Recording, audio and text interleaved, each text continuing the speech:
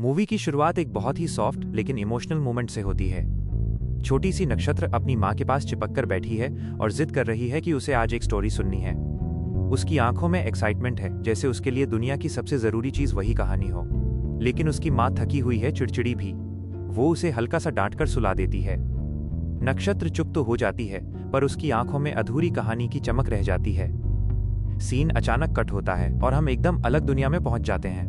Jail के अंदर भारी सन्नाटा, रस्सी झूल रही है और वहां खड़ा है महादेवा। उसका चेहरा बिल्कुल शांत, जैसे कोई इमोशन नाम की चीज उसमें बची ही नहीं। वो हैंगमैन है। उसका काम है क्रिमिनल्स को फांसी पर चढ़ाना। लेकिन वो सिर्फ नौकरी नहीं करता, वो जैसे उसी अंधेरे का हिस्सा बन चुका है।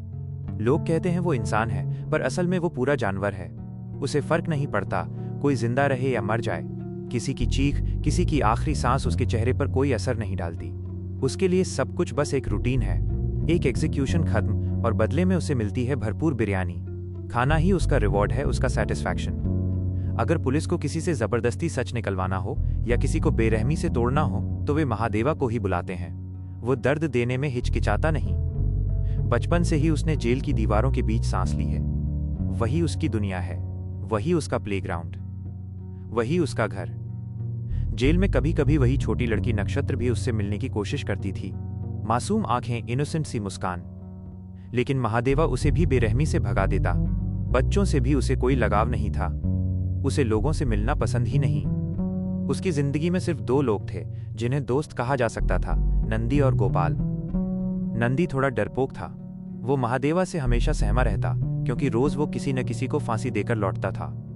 उसे लगता था कि उन मरे हुए लोगों की आत्माएं कहीं उनका पीछा न करने लगें। लेकिन गोपाल, जो ट्रेन चलाता था, प्रैक्टिकल इंसान था। वह नंदी को समझाता, अगर महादेवा पढ़ा लिखा होता तो आज अपने पापा की जगह कोई इज्जतदार नौकरी करता। किस्मत ने इसे यही रास्ता दिया है। आज महादेवा ने कई क्रिमिनल्स को एग्जीक्यूट किया था। इनाम में उसे बहुत सारी बिरयानी मिली। शाम को तीनों ने बैठकर पीने का प्लान बनाया।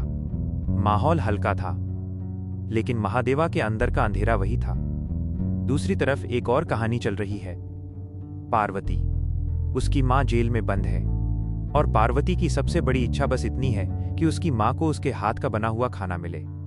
वो रोज कोशिश करती है जेल में खाना पहुंचाने की, लेकिन बाहर बैठी पुलिस उसे न मिलने देती है, न खाना अंदर जाने देती है। हर दिन वो कोई नया जुगाड़ सोचती, लेकिन हर बार नाकाम रहती। एक दिन उसकी नजर पड़ती है, पुलिस महादेवा को बिना किसी रोक टोक के अंदर जाने देती है। बस वहीं पार्वती के दिमाग में एक आइडिया जन्म लेता है। अगर वो महादेवा को अपने प्यार के जाल में फंसा ले तो शायद उसके जरिए अपनी मां तक खाना पहुंचा सके। उधर जेल के अंदर एक और कहानी उबल रही है। क्रिमिनल जलेबी से मिलने उसके दोस्त आते हैं। वे उससे छुपाए हुए 1 करोड़ रुपए के बारे में पूछते हैं, लेकिन जलेबी अड़ जाता है। न वो पैसे देना चाहता है, न उनके बारे में कुछ बताता है। गुस्से में उसके दोस्त अपने कुछ आदमियों को जेल के अंदर ही भेज देते हैं। वे लोग जलेबी को बेरहमी से मारने लगते हैं। जलेबी चारों तरफ मदद की गुहार लगा रहा है। तभी वहां महादेवा आता है। वो बिना कुछ कहे उन सब पर टूट पड़ता है। एक एक करके सबको खत्म कर देता है और जलेबी की जान बचा लेता है। जलेबी डर और राहत के बीच कांप रहा होता है। बाद में वो महादेवा के पास जाकर थैंक यू कहने की कोशिश करता है, लेकिन महादेवा ठंडी आवाज में कहता है, कुछ दिन बाद मैं ही तुम्हें तुम्हारे पापों की सजा दूंगा। उसके शब्दों में कोई गुस्सा नहीं, बस एक सच्चाई थी। कुछ देर बाद जलेबी की मां कामाक्षी उससे मिलने आती हैं। जलेबी बिखर जाता है, रोते हुए कहता है, मुझे बचा लो, मैं मरना नहीं चाहता। अब कभी ऐसी गलती नहीं करूंगा। उसने क्या गलती की, ये अभी राज है। कामाक्षी भी टूट चुकी हैं। वो कहती हैं, मुझे किसी के सामने भी हाथ फैलाना पड़े, मैं फैलाऊंगी, पर तुम्हें बचा लूंगी। इधर पार्वती अपनी मां की रिहाई के लिए वकील के पास जाती है। वकील साफ कह देता है, जितना जल्दी पैसे जमा करोगी उतना जल्दी तुम्हारी मां बाहर आएगी। पैसों की जरूरत उसे अंदर तक बेचैन कर देती है। रेलवे स्टेशन पर गोपाल के बेटे से मिलती है, जो उसे एक बैग देता है उसे उसके दोस्त तक पहुंचाने के लिए। और फिर पार्वती उसी ट्रेन में चढ़ जाती है जिसमें महादेवा भी है। ट्रेन धीरे धीरे चलने लगती है। खिड़की के बाहर अंधेरा फैल रहा है। पार्वती का दिल तेज धड़क रहा है। वह महादेवा से बात करने की हिम्मत जुटा रही है। सामने बैठा है वही आदमी जो बिना पलक झपकाए लोगों की जान ले लेता है। उसकी ठंडी आंखें और पार्वती का कांपता हुआ मन। वो सोच रही है, क्या वो सच में इस जानवर जैसे इंसान को अपने जाल में फंसा पाएगी? ट्रेन आगे बढ़ रही है और कहानी भी। ट्रेन अपनी रफ्तार पकड़ ही रही होती है कि अचानक गोपाल की नजर आगे पटरी पर खड़ी एक गाय पर पड़ती है। बस 1 सेकंड का फैसला और वो जोर से ब्रेक मार देता है। पूरा डिब्बा झटका खाता है। लोग आगे की तरफ गिरते हैं। उसी झटके में पार्वती सीधा महादेवा के ऊपर आ गिरती है। एक पल के लिए दोनों की सांसें टकराती हैं, लेकिन अगले ही सेकंड महादेवा उसे बेरहमी से धक्का देकर अलग कर देता है, जैसे किसी ने उसे छू लिया हो और वो बर्दाश्त ही नहीं कर पा रहा। उधर गोपाल की इस हरकत का उसे भारी खामियाजा भुगतना पड़ता है। ऑफिस में पहले से ही उसकी फाइल पर नोट्स भरे पड़े हैं। अचानक ब्रेक, अनुशासनहीनता। इस बार उसे सख्त चेतावनी मिलती है। कहा जाता है कि अगली बार ऐसी गलती हुई तो सीधा एक्शन लिया जाएगा। इधर कहानी एक और मोड़ लेती है। कामाक्षी, जलेबी की माँ, रोती बिलखती महादेवा के घर पहुंचती है। वो उसके पैरों में गिर जाती है। मेरे बेटे को बचा लो, तुम मेरे लिए भगवान जैसे हो। लेकिन महादेवा की आंखों में कोई हलचल नहीं होती। उसके लिए ये शब्द, ये आंसू सब बेकार हैं। वो उसे उठाने की कोशिश भी नहीं करता, उल्टा धक्के मारकर बाहर निकाल देता है। न्याय चाहिए तो न्यायपालिका में जाओ, मेरे पास मत आओ। कामाक्षी कांपती आवाज में कहती है, मेरा बेटा निर्दोष है, किसी और की गलती की सजा उसे मिल रही है। लेकिन महादेवा के चेहरे पर वही पत्थर जैसी सख्ती रहती है। अगली सुबह जब वो स्टेशन पहुंचता है तो अचानक आइसक्रीम वाले का भोंपू बजता है। वो आवाज जैसे उसके दिमाग में कोई बंद दरवाजा खोल देती है। कुछ टूटी फूटी यादें, कुछ अधूरे दृश्य, और उसका चेहरा एक पल के लिए बदल जाता है। वो बेचैन हो उठता है। गोपाल समझ जाता है कि कुछ गड़बड़ है। वह उसे पकड़कर शांत करता है।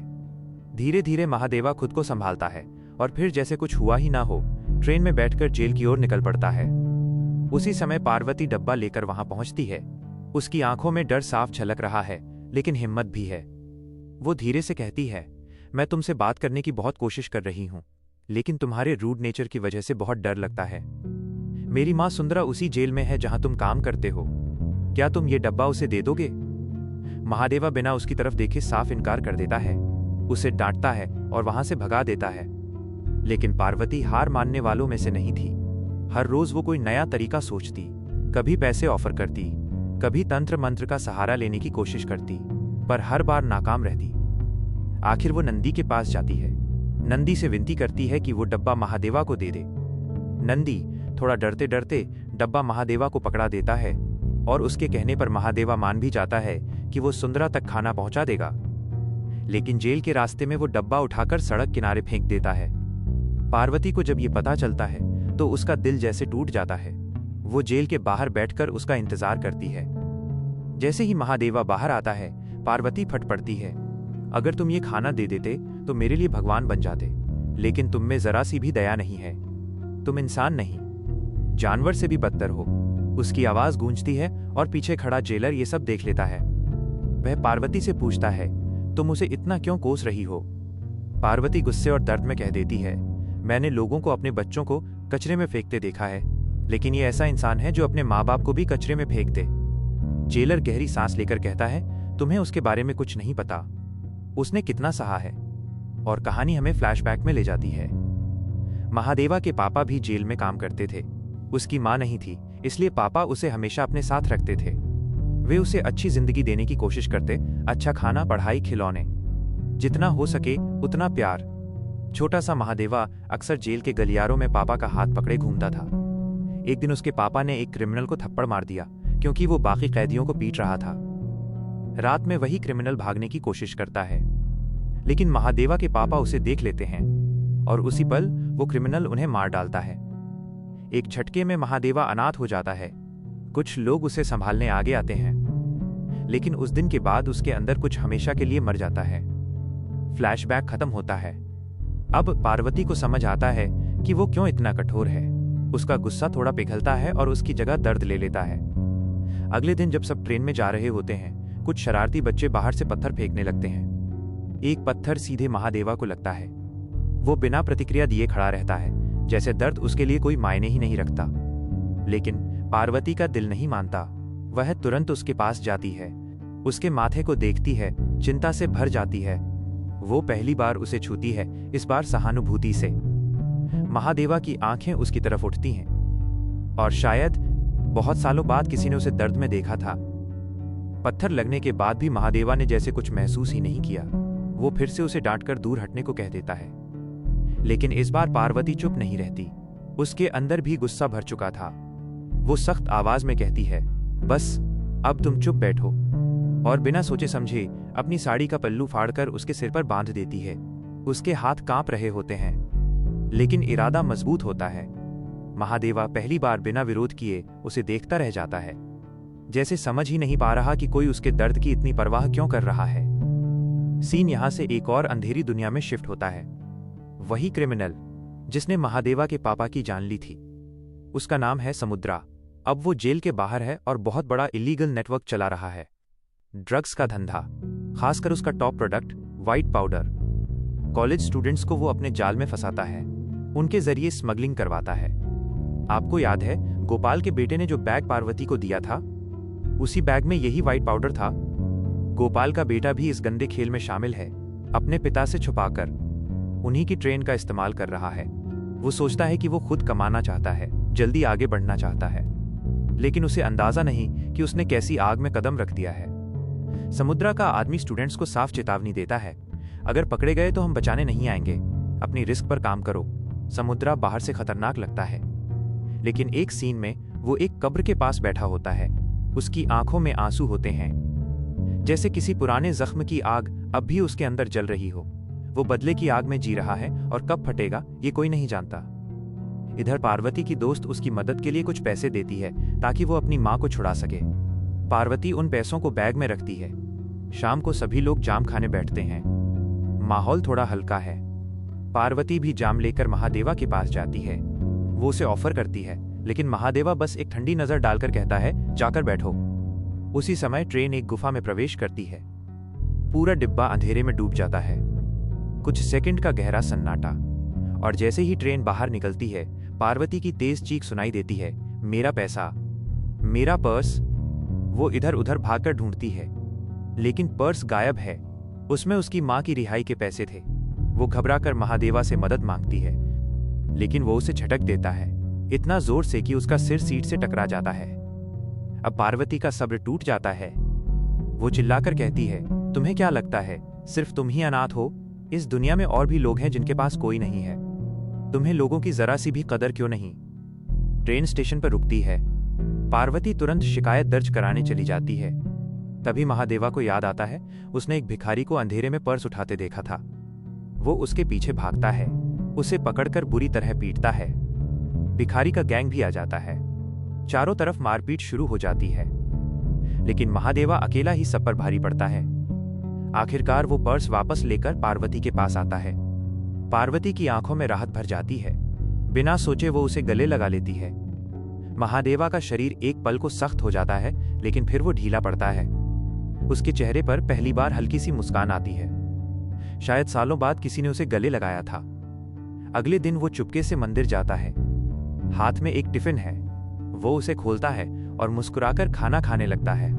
ये वही टिफिन है जो पार्वती ने उसके लिए बनाया था। यहीं से उनके बीच एक नया रिश्ता जन्म लेता है।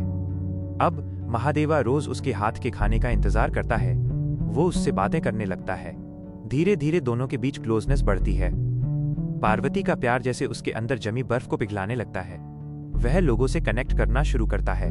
छोटी नक्षत्र से भी अब थोड़ा स्नेह दिखाने लगता है। नक्षत्र उसे मामा कहकर बुलाने लगती है। एक दिन दोनों आइसक्रीम खाने जाते हैं। जैसे ही आइसक्रीम वाले का भोपू बजता है, महादेवा का चेहरा बदल जाता है। उसकी सांसें तेज हो जाती हैं। कुछ पुरानी यादें उसे घेर लेती हैं। पार्वती घबरा जाती है। उसे अपने फ्यूचर की चिंता होने लगती है। वो गोपाल से बात करती है। मुझे वो अच्छा लगता है, लेकिन उसके बदलते स्वभाव से डर लगता है। गोपाल गहरी सांस लेकर बताता है, वो पहले ऐसा नहीं था।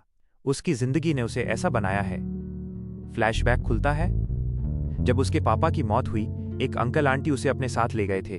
उन्होंने वादा किया था कि उसे अच्छा फ्यूचर देंगे, लेकिन कुछ ही समय बाद उनका असली चेहरा सामने आ गया। एक दिन छोटा महादेवा अपने पापा के डब्बे से पैसे लेकर आइसक्रीम खरीदने चला गया। अंकल आंटी ने उसे बुरी तरह डांटा। बिना पूछे पैसे कैसे लिए? महादेवा ने मासूमियत से कहा, ये मेरे पापा के पैसे हैं, मुझे पूछने की जरूरत नहीं। उन्हें डर लगने लगा, अगर आज आइसक्रीम के लिए हक जता रहा है तो कल प्रॉपर्टी पर भी दावा करेगा। गुस्से में उन्होंने उसे कमरे में बंद कर दिया, उसके हाथ पैर बांध दिए। वो रोता रहा, गिड़गिड़ाता रहा। बाहर से आइसक्रीम वाले का भोपू बजता रहा। महादेवा पूरी ताकत से चिल्लाता रहा, लेकिन उसकी आवाज उस भोपू की आवाज में दब गई। और उसी दिन उसके अंदर का एक हिस्सा हमेशा के लिए टूट गया।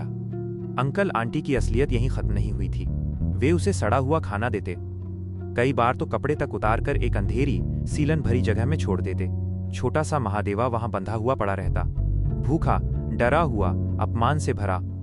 बाहर से जब भी आइसक्रीम वाले का भोपू बजता, उसका दिल जोर से धड़कने लगता, क्योंकि वही आवाज उसे याद दिलाती थी उस दिन की, जब वो चिल्लाता रहा था लेकिन कोई उसे सुनने नहीं आया था। तभी से वो भोपू उसके लिए सिर्फ आवाज नहीं, एक ट्रॉमा बन गया। एक दिन गोपाल ट्रेन चला रहे थे। पटरी के पास गाय आ गई तो उन्होंने ट्रेन रोकी और उसे हटाया। उसी वक्त पास के एक सुनसान घर से किसी बच्चे के रोने की हल्की आवाज आई। गोपाल का मन विचलित हुआ, लेकिन ड्यूटी बीच में छोड़ नहीं सकते थे।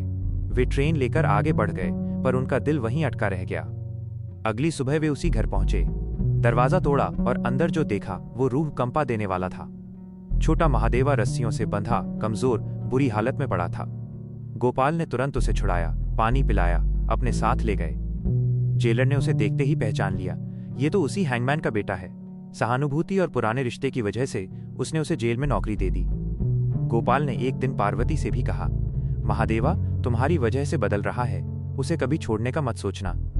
उधर जेल में सुंदरा, जो नक्षत्र की माँ है, महादेवा से विनती करती है, मेरी बेटी जन्म से जेल में है, क्या तुम उसे एक दिन बाहर घुमा लाओगे? महादेवा चुपचाप मान जाता है।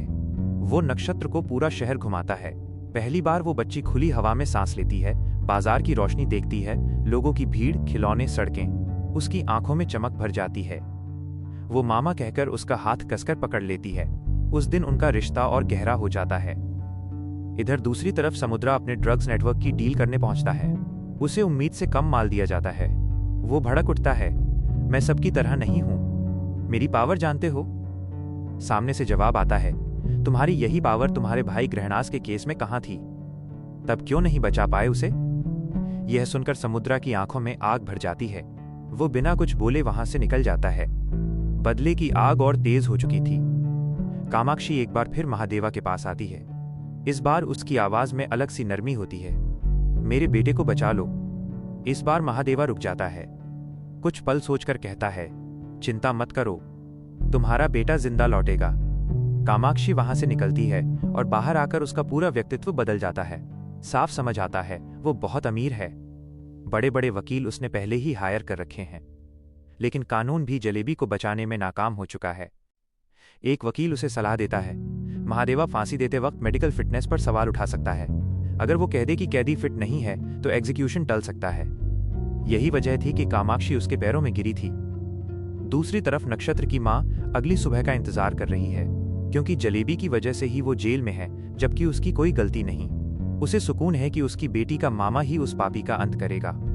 कामाक्षी का वकील महादेवा से डील रखता है, अगर तुम जलेबी को बचा लोगे तो हम पार्वती की मां को रिहा करवा देंगे। महादेवा के लिए पार्वती की खुशी सबसे ऊपर है। अगली सुबह, फांसी का दिन। जेल का माहौल भारी है। जलेबी को लाया जाता है। महादेवा के हाथ हल्के कांपते हैं। उसे अपने पापा का भ्रम दिखता है, जैसे वे कह रहे हों, ऐसा मत करो, यह पाप है। जलेबी फांसी के तख्ते पर खड़ा होकर धीरे से पूछता है, तुम मुझे बचा लोगे ना? महादेवा उसकी आंखों में देखता है, शांत स्वर में कहता है, हाँ, भरोसा रखो। लेकिन जैसे ही वो उसकी आंखों पर पट्टी बांधता है, अगले ही पल लीवर खींच देता है। जलेबी झूल जाता है, क्योंकि पिछली रात पार्वती ने उसे सच्चाई बताई थी, जलेबी कोई मासूम नहीं। उसने कई परिवार बर्बाद किए, औरतों की जिंदगी उजाड़ी, मासूमों को रुलाया। ऐसे पापी को लाखों बार भी फांसी दी जाए तो कम है। महादेवा ने उस दिन पहली बार किसी के लिए नहीं, बल्कि न्याय के लिए फैसला लिया था। और शायद उसी पल वो सिर्फ हैंगमैन नहीं रहा, वो इंसान बन चुका था। जलेबी की बॉडी जब सफेद चादर में लिपटी हुई बाहर लाई जाती है तो कामाक्षी जैसे पत्थर की मूर्ति बन जाती है। उसकी आंखें खुली रह जाती हैं, आवाज गले में अटक जाती है। वो यकीन ही नहीं कर पा रही कि जिस बेटे को बचाने के लिए उसने सब कुछ दांव पर लगा दिया था, वो अब ठंडी लाश बन चुका है। महादेवा उसके सामने खड़ा होता है। कुछ पल चुप, फिर बस एक शब्द, सॉरी। उसकी आवाज में पहली बार हल्का सा बोझ होता है और फिर वो बिना पीछे देखे वहां से चला जाता है। बाद में वो पार्वती के पास जाता है, आंखें झुकी हुई। मैं तुम्हारी मां को छुड़वा नहीं सका। पार्वती हैरान होकर उसे देखती है। उसे कुछ समझ नहीं आता। तब महादेवा उसे वकील की डील के बारे में बताता है। अगर वो जलेबी को बचा लेता तो पार्वती की मां को रिहा करवा दिया जाता। पार्वती कुछ सेकंड तक चुप रहती है, फिर उसके चेहरे पर गर्व साफ दिखने लगता है। तुमने सही किया। ऐसे इंसान को जीने का हक नहीं था। मेरी मां कभी भी बाहर आ जाएगी, लेकिन अगर तुम उसे बचा लेते तो शायद मैं तुम्हें कभी माफ नहीं कर पाती। महादेवा ने सिर्फ फांसी नहीं दी थी, उसने एक और चुपचाप काम भी कर दिया था। जेल में एक लिस्ट बनती है अच्छे व्यवहार वाले कैदियों की, जिन्हें समय से पहले रिहा किया जा सकता है। उसी लिस्ट में उसने सुंदरा का नाम डलवा दिया था। कुछ ही दिनों में सुंदरा जेल से रिहा हो जाती है। माँ बेटी मंदिर में पूजा करने जाती हैं। उनके चेहरे पर सुकून है, लेकिन किस्मत को शायद ये सुकून मंजूर नहीं था। अचानक मंदिर के बाहर शोर होता है। माइक्रोफोन पर एक भारी आवाज गूंजती है, तुम्हें क्या लगता है कि तुम्हारी माँ को भगवान ने बचाया? मैं समुद्रा हूं। मंदिर में अफरा तफरी मच जाती है। समुद्रा और उसके आदमी अंदर घुस आते हैं। वो पार्वती और सुंदरा को बालों से पकड़कर घसीटता है। आज देखता हूं कौन बचाता है तुम्हें। लोग डर के मारे इधर उधर भागने लगते हैं। तभी मंदिर के दरवाजे पर एक साया खड़ा दिखाई देता है। महादेवा। उसकी आंखों में इस बार ठंडापन नहीं, आग है। वो समुद्रा के आदमियों पर टूट पड़ता है, एक एक कर सबको गिरा देता है। लेकिन समुद्रा भी कम नहीं। वो खुद को बहुत ताकतवर समझता है और महादेवा को सीधा चैलेंज कर देता है। दोनों के बीच जबरदस्त लड़ाई शुरू होती है। मुक्के, लातें, खून, गुस्सा। मंदिर का आंगन रणभूमि बन जाता है। आखिर में महादेवा समुद्रा को जमीन पर गिराकर कहता है, इन दोनों को छूने की कोशिश भी मत करना, नहीं तो भगवान शिव की जटाओं में बहने वाली गंगा भी मेरे गुस्से को नहीं रोक पाएगी। उसकी आवाज में चेतावनी नहीं, फैसला था। वो पार्वती और सुंदरा को सुरक्षित घर ले आता है। वहां सुंदरा अपनी पूरी कहानी बताती है। हम यहाँ के नहीं हैं, 70 किलोमीटर दूर कुमसी में रहते थे। पार्वती के पापा बहुत पहले गुजर गए थे। हम माँ बेटी दोस्त की तरह रहते थे। जिंदगी छोटी थी लेकिन खुश थी। फिर उनकी जिंदगी में आया ग्रहणास। औरतों को परेशान करना उसका शौक था। अपने भाई समुद्रा के नाम का रौब झाड़ता था। एक दिन मंदिर से लौटते वक्त उसने उन्हें अगवा कर लिया। जबरदस्ती करने की कोशिश की, लेकिन पार्वती चुप रहने वाली नहीं थी। उसने हिम्मत जुटाई और अपने हाथों से उसका प्राइवेट पार्ट काट दिया। खून, चीखें और फिर भागकर पुलिस स्टेशन। उन्होंने समुद्रा से बचाने की गुहार लगाई, लेकिन पुलिस भी समुद्रा के नाम से कांपती थी। उन्होंने कहा, हम तुम्हें इस गांव से दूर छोड़ देंगे, बस अभी यहां से निकलो। जैसे ही वे स्टेशन के बाहर पहुंचे, समुद्रा के आदमियों ने पुलिस स्टेशन को घेर लिया। गेट तोड़ने लगे। तभी वहां की एसएओ पहुंची। वो डरी नहीं, उसने उन आदमियों को करारा जवाब दिया। कुछ देर बाद समुद्रा का पिता भी आया। उसने कहा, इन दोनों औरतों को मुझे सौंप दो। एसएओ ने साफ मना कर दिया। बात बढ़ी, हाथापाई शुरू हुई। समुद्रा के आदमी जबरदस्ती उन्हें खींचने लगे, लेकिन एसएओ ने सबको धूल चटा दी। आखिर में समुद्रा का पिता खुद आगे आया। उसने सुंदरा और पार्वती को पकड़ने की कोशिश की। तभी खबर आई, ग्रहणास अस्पताल में मर चुका है। ये सुनते ही उसका बाप पागल हो गया। वो दोनों को वहीं मार डालना चाहता था, लेकिन एसएओ ने बिना हिचकिचाए उस पर गोली चला दी और उसी जगह उसका अंत हो गया। सुंदरा की कहानी खत्म होती है। कमरे में सन्नाटा छा जाता है। अब ये सिर्फ एक पुरानी दुश्मनी नहीं रही थी, ये बदले की आग थी जो अब खुलकर भड़क चुकी थी। सुंदरा की आवाज भर्रा जाती है, पार्वती को बचाने के लिए मैंने सारा इल्जाम अपने ऊपर ले लिया, इसलिए मैं जेल चली गई। उसकी आंखों में आज भी वही डर है। वो बार बार कहती है कि उन्हें ये गांव छोड़ देना चाहिए, क्योंकि समुद्रा वापस आ चुका है और वो किसी को नहीं छोड़ेगा। लेकिन महादेवा उसे शांत स्वर में भरोसा देता है, जब तक मैं यहां हूं तुम्हें कोई छू भी नहीं सकता। उसके शब्दों में ऐसा विश्वास होता है कि कुछ पल के लिए सुंदरा का डर भी कम पड़ जाता है। उधर समुद्रा मंदिर में पिटाई खाने के बाद सीधे कामाक्षी के पास पहुंचता है। वह उसे उकसाता है, हम दोनों हाथ मिला लेते हैं। महादेवा ने तुम्हें बर्बाद कर दिया और अब वो शादी कर रहा है। उसे चैन से जीने नहीं देंगे। लेकिन कामाक्षी बदल चुकी होती है। वो जलेबी के अंतिम संस्कार तक से मना कर देती है और साफ कहती है, इसमें महादेवा की कोई गलती नहीं। उसने अपनी ड्यूटी की है, मुझे बदला नहीं लेना। उसकी आवाज में दर्द है, पर नफरत नहीं। वह समुद्रा को अपने घर से जाने के लिए कह देती है। कुछ ही दिनों में महादेवा और पार्वती की शादी हो जाती है। बिना शोर शराबे के, सादगी से लेकिन सच्चे प्यार के साथ दोनों एक नई जिंदगी शुरू करते हैं। घर में पहली बार सुकून महसूस होता है। लेकिन एक दिन जेल से बाहर निकलते समय महादेवा देखता है कि नक्षत्र बाहर सीढ़ियों पर चुपचाप बैठी है। उसकी आंखें सूजी हुई हैं। वो धीरे से कहती है, मेरी मम्मी कुछ बोल नहीं रही। महादेवा अंदर जाकर देखता है, उसकी माँ अब इस दुनिया में नहीं रही। उस पल महादेवा के सामने फिर एक मासूम जिंदगी खड़ी होती है जो सब कुछ खो चुकी है। वह नक्षत्र को अपने घर ले आता है और उसे गोद लेने का फैसला करता है। पहले नक्षत्र जिद करती है कि उसे अपनी असली माँ चाहिए, लेकिन दिनों के साथ वो पार्वती की ममता और महादेवा के साए में खुद को सुरक्षित महसूस करने लगती है। धीरे धीरे वो उन्हें ही अपना परिवार मान लेती है। जिंदगी फिर से पटरी पर आती दिखती है। तभी एक नया मोड़ सामने आता है। गोपाल का बेटा फिर एक बैग लेकर आता है। वो अपने पिता को एक बैग देता है और महादेवा से कहता है कि ये दूसरा बैग उसके दोस्त को दे दे, ये कहकर कि उसके पापा बाहर गए हैं। महादेवा बिना शक किए बैग ले लेता है। अगले स्टेशन पर जब वो बैग उस आदमी को सौंपता है तो अचानक उसे संदेह होता है और वो पूछ बैठता है, इसमें क्या है? वह आदमी रूखे अंदाज में जवाब देता है, तुम्हें इससे कोई मतलब नहीं। दोनों के बीच बैग को लेकर खींचातानी शुरू हो जाती है और उसी झटके में बैग नीचे गिर जाता है। सफेद पाउडर प्लेटफॉर्म पे फैल जाता है। एक पल में सब साफ हो जाता है। ये नशे का माल है। महादेवा की आंखों में गुस्सा उतर आता है। वो उन लोगों पर टूट पड़ता है। बाकी आदमी भी वहां पहुंच जाते हैं, लेकिन महादेवा अकेला ही सबको काबू में कर लेता है और पुलिस के हवाले कर देता है। साथ ही पूरे रैकेट की जानकारी भी पुलिस को दे देता है। बाद में वो गोपाल के बेटे को पकड़कर एक जोरदार थप्पड़ मारता है। तू जानता भी है क्या कर रहा है? अगर तेरे पापा को पता चला कि तू ऐसे काम करता है तो वो उसी ट्रेन के नीचे आकर जान दे देंगे जो वो खुद चलाते हैं। लड़का गुस्से में कहता है, ये मेरे और मेरे पापा के बीच का मामला है। तुम्हें बोलने का कोई हक नहीं। मुझे पता है अपने दोस्तों को कैसे छुड़ाना है। वह मदद के लिए समुद्रा के पास जाता है, लेकिन समुद्रा उसे दुत्कार देता है। मुझे तुम जैसे छोटे लोगों की फिक्र नहीं। मेरा माल फंस गया है, वही बड़ी बात है। अपमानित और डरा हुआ लड़का आखिरकार महादेवा के पास लौटता है। उसकी अकड़ टूट चुकी होती है। वो सब कबूल कर लेता है कि वो सफेद पाउडर की स्मगलिंग में शामिल था और इसके पीछे असली हाथ समुद्रा का है। इसी बीच हमें गोपाल दिखता है। वो ट्रेन चला रहा है, लेकिन उसका मन कहीं और भटका हुआ है।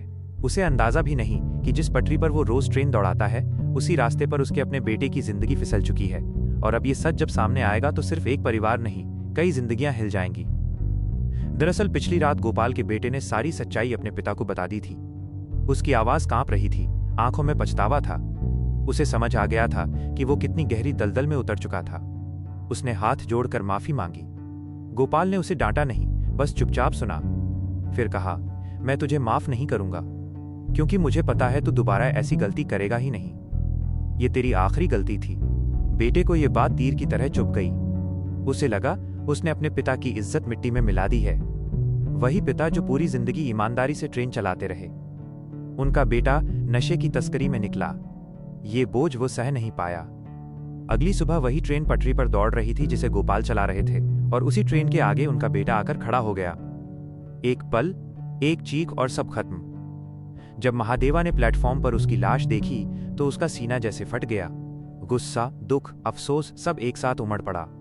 उसे लगा जैसे ये मौत सिर्फ उस लड़के की नहीं, बल्कि एक पिता के भरोसे की भी थी। उसी हालत में जब वो घर पहुंचता है तो पार्वती दरवाजे पर मुस्कुराते हुए उसका इंतजार कर रही होती है। लेकिन महादेवा के भीतर का तूफान बाहर आ जाता है। वो बिना कुछ कहे गुस्से में अपने कमरे में चला जाता है। पार्वती समझ नहीं पाती कि अचानक क्या बदल गया। कुछ देर बाद वो धीरे से उसके पास बैठती है और कहती है, हमें ये जगह छोड़ देनी चाहिए। यहां सिर्फ दर्द है। महादेवा थकी हुई आवाज में जवाब देता है, मुझे थोड़ा वक्त दो। तुम जैसा कहोगी मैं वैसा करूंगा। अगले दिन पार्वती असामान्य रूप से खुश दिखती है। वो हंसते हुए कहती है, मेरी दोस्त के यहां से चूड़ियां ले आओ। महादेवा को अजीब लगता है। वो खुद भी तो जा सकती थी, फिर उसे क्यों भेज रही है? लेकिन वो सवाल नहीं करता। वह नक्षत्र को साथ लेकर निकल जाता है। पार्वती की सहेली के घर पहुंचकर उसे सच्चाई पता चलती है। पार्वती मां बनने वाली है। यह सुनकर महादेवा की आंखें भर आती हैं। इतने तूफानों के बाद आखिरकार उसके जीवन में एक नई सुबह आने वाली थी। वह खुशी से चूड़ियां लेता है और घर की ओर लौटता है। घर के बाहर वो नक्षत्र को बैठाकर अंदर जाता है। कुछ सेकंड बाद ही वो बाहर लौटता है, लेकिन उसके चेहरे की सारी रोशनी गायब हो चुकी होती है। वो चुपचाप बैठ जाता है। उसकी आंखें खाली हो जाती हैं। वही पुराना पत्थर जैसा महादेवा वापस आ जाता है। तभी नंदी राशन का सामान लेकर आता है। जैसे ही वो अंदर कदम रखता है, उसकी चीख निकल जाती है। महादेवा धीरे से कहता है, नक्षत्र को यहां से ले जाओ। और फिर वो अंदर जाता है। कमरे में खून फैला है। पार्वती और सुंदरा दोनों हमेशा के लिए खामोश पड़ी हैं। महादेवा घुटनों के बल गिर जाता है। उसकी दुनिया दूसरी बार उजड़ चुकी होती है। उसका बच्चा जो इस दुनिया में आने वाला था, किसी ने उसे सांस लेने से पहले ही छीन लिया। उसकी आंखों में आंसू नहीं, अब सिर्फ आग बची थी। वो सीधे समुद्रा के इलाके में पहुंचता है। वहां उसके आदमियों पर टूट पड़ता है, एक एक को बेरहमी से गिराता है। फिर समुद्रा को पकड़ लेता है और उसे भी बुरी तरह मारता है। समुद्रा किसी तरह जान बचाकर भागने की कोशिश करता है। महादेवा उसे पकड़कर चीखता है, क्यों किया तूने ये? समुद्रा कसम खाता है, मैंने तेरी पत्नी को नहीं मारा। उसकी सांसें तेज हैं, चेहरा खून से लथपथ है। वो बताता है कि महादेवा के घर के पास वो जरूर आया था, लेकिन जब वो पहुंचा तब तक सब कुछ हो चुका था। समुद्रा कांपती आवाज में सच उगल देता है। वो पार्वती और सुंदरा को मारने के इरादे से जरूर गया था, लेकिन जब वो घर के पास पहुंचा तब तक खेल खत्म हो चुका था। उससे पहले कामाक्षी वहां पहुंच चुकी थी। उसे जैसे ही पता चला कि पार्वती मां बनने वाली है, उसके अंदर दबी हुई आग फिर भड़क उठी। वो ढेर सारे उपहार लेकर, चेहरे पर नकली मुस्कान सजाकर महादेवा के घर पहुंची। पार्वती ने दरवाजा खोला तो सामने एक औरत थी जो दुख से टूटी हुई लग रही थी, जिसने अभी अभी अपना बेटा खोया था। लेकिन वो मुस्कान सिर्फ एक मुखौटा थी। कुछ ही पलों में कामाक्षी और उसके आदमियों ने घर का दरवाजा बंद किया और उसी घर में खुशियों का खून कर दिया। पार्वती और सुंदरा को बेरहमी से मार डाला गया, क्योंकि कामाक्षी के मन में सिर्फ एक ही बात थी, जिसने मेरे बेटे को खत्म किया, मैं उसके बच्चे को सांस लेने नहीं दूंगी। समुद्रा ये सब दूर खड़े अपनी आंखों से देख रहा था। वो अंदर जाने की हिम्मत नहीं जुटा पाया। जब वो ये सच बताता है, महादेवा की आंखों में इंसानियत की आखिरी परत भी जलकर राख हो जाती है। वह बिना एक शब्द बोले पहले समुद्रा का अंत कर देता है। उसके बाद सीधे कामाक्षी के घर पहुंचता है। वहां कामाक्षी अपने बेटे के अंतिम संस्कार की तैयारी कर रही होती है। महादेवा तूफान की तरह अंदर घुसता है। उसके आदमियों को एक एक कर गिरा देता है। क्यों किया तूने ये? उसकी आवाज कांपती नहीं, जलती है। कामाक्षी चुप रहती है, फिर इशारा करती है और उसके आदमी महादेवा पर टूट पड़ते हैं। लेकिन आज महादेवा दर्द से ऊपर उठ चुका है। वो सबको पछाड़ देता है। तभी कामाक्षी खुद आगे बढ़ती है, हाथ में भारी हथौड़ा। वो अचानक पीछे से वार करती है। महादेवा लड़खड़ा जाता है। कामाक्षी चीखती है, तूने मेरे बेटे को बचाने का वादा किया था और उसे फांसी पर चढ़ा दिया। मैंने वही किया जो तूने मेरे साथ किया। जितना दर्द मैंने झेला, उतना ही दर्द तेरी पत्नी को देना चाहती थी। जब तक मैंने उन्हें खत्म नहीं किया, मैंने अपने बेटे की अस्थियां भी नहीं बहाई। महादेवा जमीन पर गिर पड़ता है। उसकी सांसें धीमी हो जाती हैं। तभी उसकी नजर सामने रखी भगवान शिव की मूर्ति पर पड़ती है। उसकी आंखें बंद होती हैं और जब खुलती हैं तो उनमें आंसू नहीं, भयंकर संकल्प होता है। वो फिर उठ खड़ा होता है, जैसे दर्द ने उसे और मजबूत बना दिया हो।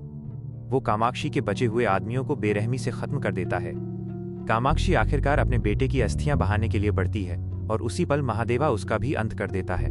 खून का ये सिलसिला यहीं थमता है, लेकिन कानून अपना काम करता है। इतने लोगों की हत्या के जुर्म में महादेवा को भी फांसी की सजा सुनाई जाती है। फांसी से पहले वो जेलर से एक आखिरी इच्छा मांगता है, नक्षत्र को कभी मत बताना कि मैं मर गया हूं। उसे ये यकीन रहने दो कि मैं एक दिन लौटूंगा। इसी उम्मीद में वो जी पाएगी। फांसी का दिन आता है। इस बार जल्लाद कोई और है और फंदे पर खड़ा महादेवा खुद। कुछ साल बाद नक्षत्र बड़ी हो चुकी है, मजबूत, समझदार और आंखों में वही दृढ़ता जो कभी महादेवा में थी। वह कब्रिस्तान में एक कब्र के पास खड़ी है। उस पत्थर पर लिखा है महादेवा। वो झुककर धीरे से कहती है, थैंक यू मामा। अगर आप नहीं होते तो मैं भी शायद जिंदा नहीं होती। आपने मुझे जीना सिखाया। हवा हल्के से बहती है, जैसे कहीं दूर कोई मुस्कुरा रहा हो। और कहानी यहीं खत्म होती है, जहां बदले की आग राख बन चुकी है, लेकिन एक मासूम जिंदगी उस राख से नई शुरुआत कर चुकी है। अगर आपको ये पूरा एक्सप्लेनेशन और कहानी का प्रेजेंटेशन पसंद आया हो तो कमेंट करके जरूर बताइए कि आपको कौन सा सीन सबसे ज्यादा इमोशनल लगा। और ऐसे ही दमदार स्टोरी एक्सप्लेनेशन देखने के लिए हमारे चैनल को लाइक, शेयर और सब्सक्राइब करना बिल्कुल मत भूलिए।